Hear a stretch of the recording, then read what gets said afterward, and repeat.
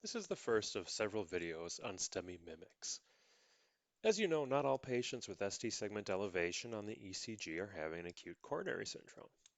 The mimics include early repolarization, hyperkalemia, pericarditis, left ventricular hypertrophy, and Brugada syndrome.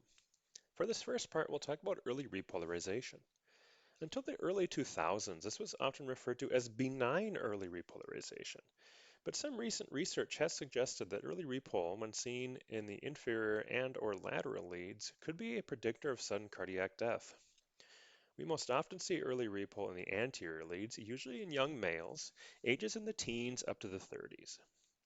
The exact cause is not very well understood, but it has something to do with changes in the cardiac action potential from fluctuations in the potassium channels or changes in the calcium or sodium channels, and possibly it involves fluctuating levels of testosterone.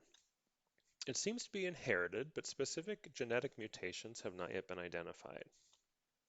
The common finding is ST elevation with a pronounced J point, followed by a strong upsloping ST segment, and you'll note that the voltages are fairly high as well. The patient presentation matters here. Most of these patients are not going to be symptomatic. Young people do have MIs, but it is rare.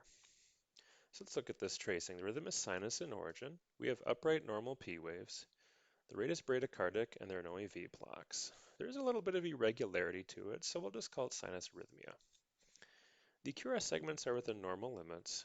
We do see ST segment elevation, particularly in V3 and V4, with maybe a little bit in V5, with that J point notching. A fascinating quality of early repole is that the slower the heart rate, the more dramatic the ST elevation is. As a patient heart rate increases, the elevation lessens. Let's look at another example. Same thing, the rhythm is sinus in origin with a normalish rate with some irregularity, and again, we'll call it sinus arrhythmia. Here we do have early repole not just anterior leads, but also in the inferior and lateral as well. This warrants further investigation, and the patient should be seen by a cardiologist. Treatment-wise, the asymptomatic patient who has no history of a cardiac arrest will likely not get any treatment. If the patient has had a previous cardiac arrest or has demonstrated previous episodes of ventricular fibrillation or polymorphic ventricular tachycardia, the patient will likely receive an ICD.